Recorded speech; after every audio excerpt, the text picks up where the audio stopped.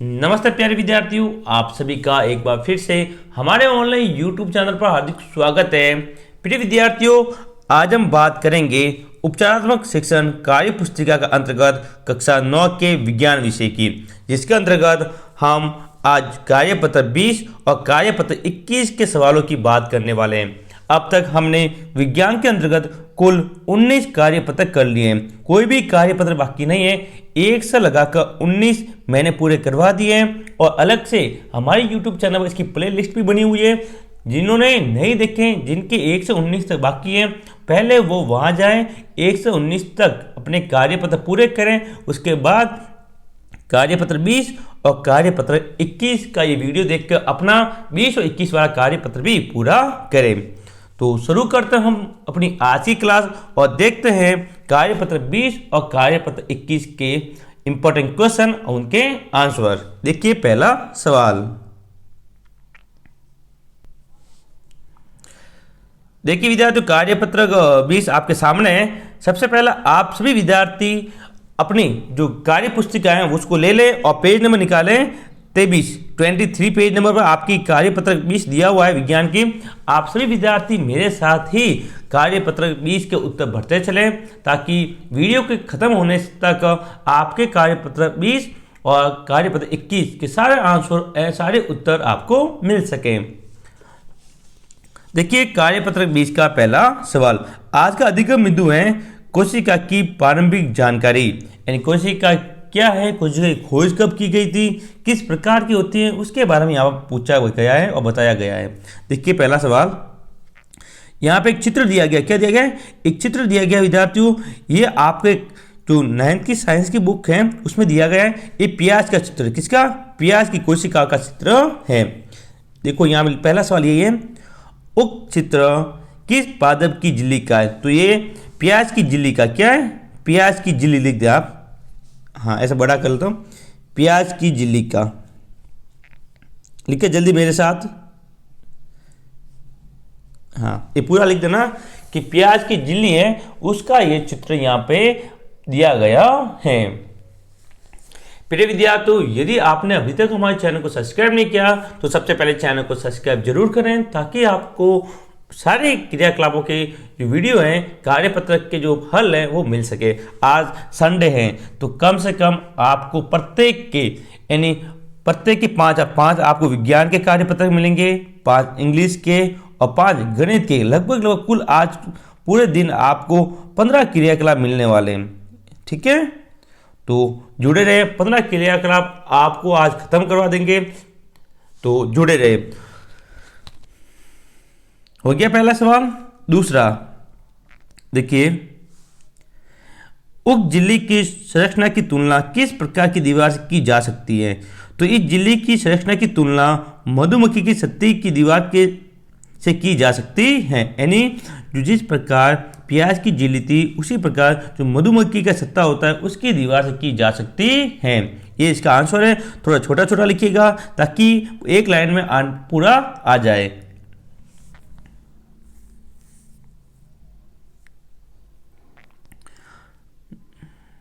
फिर बात करते हैं अपने अगले क्वेश्चन नंबर 3 की।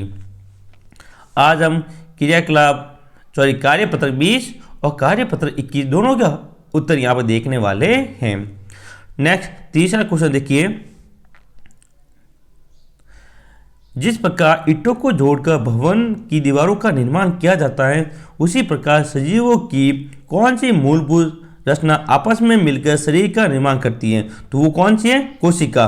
कोशिका आपस में मिलकर शरीर का निर्माण करती है, तो उत्तर लिखो तीसरे का कोशिका। 4 नंबर क्वेश्चन है, कोशिका की खोज किस वैज्ञानिक ने की? तो विद्यार्थियों, कोशिका की खोज किसने की थी? रॉबर्ट हुक ने की थी। कब? 1665 ईस्वी में। शायद इंपॉर्टेंट क्वेश्चन है और 1 या 2 नंबर में आपकी वार्षिक परीक्षा के अंतर्गत ये सवाल पूछा जा सकता है।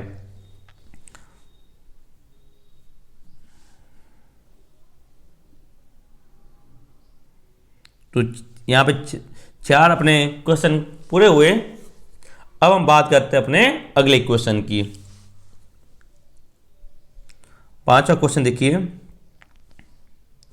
रॉबर्ट हुक ने सूक्ष्मदर्शी में मधुमक्खी के छत्ते के समान सृष्ट ने किस पेड़ की छाल में देखी थी? तो उस पेड़ का नाम है स्पेनिक ऑक। क्या है? स्पेनिक ऑक उस पेड़ का नाम है। आप सभी विद्यार्थी अपने कार्यपत्रक 20 में इसका आंसर भरें। नेक्स्ट 96वां क्वेश्चन है, सेल का हिंदी में क्या अर्थ है? ऐसे सेल को क्या बोला जाता है? कोशिका बोला जाता है, लेकिन ये एक लैटिन भाषा का शब्द है जिसका अर्थ होता है छोटा कमरा। क्या होता है विद्यार्थियों? छोटा कमरा। तो ये पूरा लिखे, यानी कोशिका को सेल कहा जाता है और ये एक लैटिन शब्द है जिसका अर्थ क्या होता है? छोटा कमरा।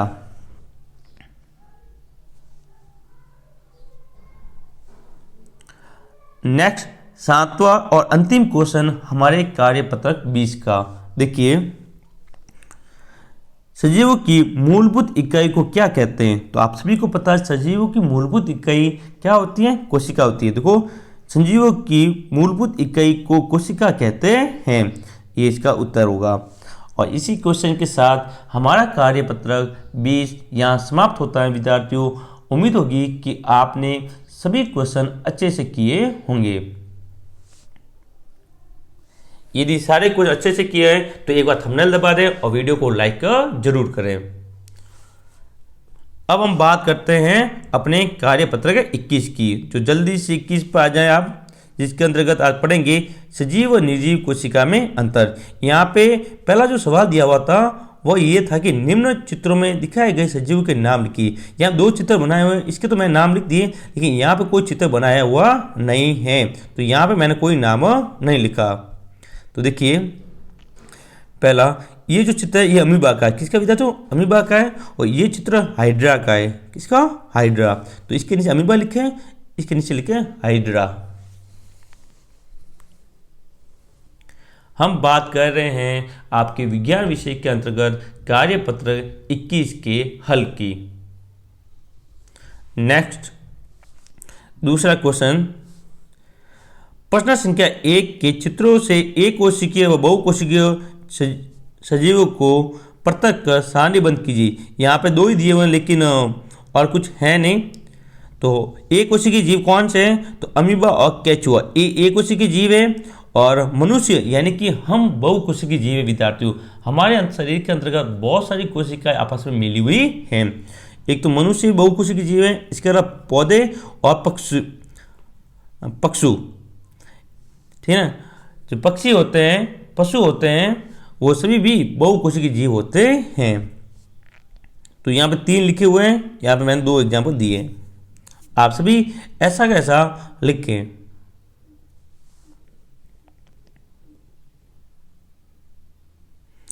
नेक्स्ट तीसरा क्वेश्चन देखिए, एक कोशिकीय सजीव के शरीर में कितनी कोशिकाएं पाई जाती हैं? विद्यार्थी देख कर ही पता चल रहा है एक कोशिकीय यानी कोशिका कितनी होगी? एक। तो उत्तर होगा केवल एक ही कोशिका पाई जाती है। यहाँ पहले ही सवाल में बोला गया है कि एक कोशिकीय सजीव में, तो एक कोशिकीय तो एक कोशिका ही होगी उसके अंदर। तो उत्तर लिख दिए सभी जने कि केवल एक कोशिका पाई जाती है।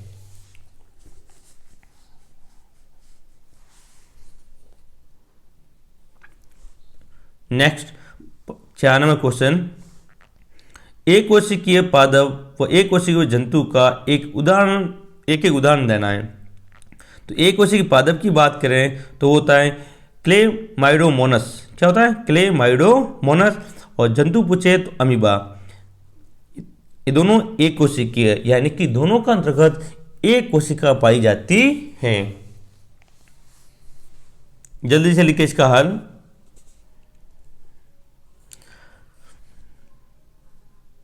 नेक्स्ट 5वां क्वेश्चन देखिए, मुर्गी के अंडे में कोशिका की संख्या लिखिए।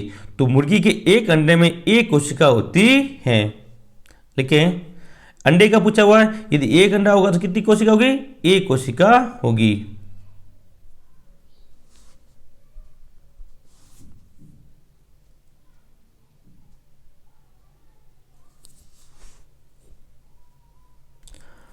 नेक्स्ट और अंतिम क्वेश्चन अपने कार्यपत्र 21 का देखिए,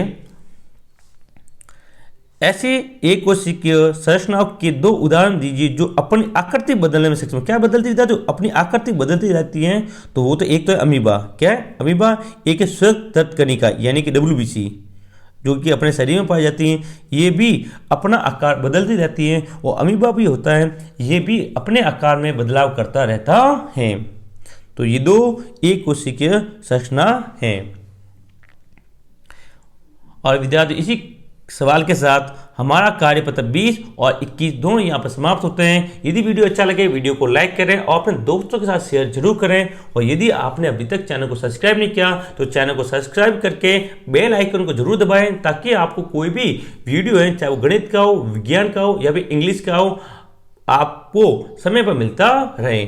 मिलेंगे हम अपने अगले वीडियो में, तब तक के लिए जय हिंद, जय भारत।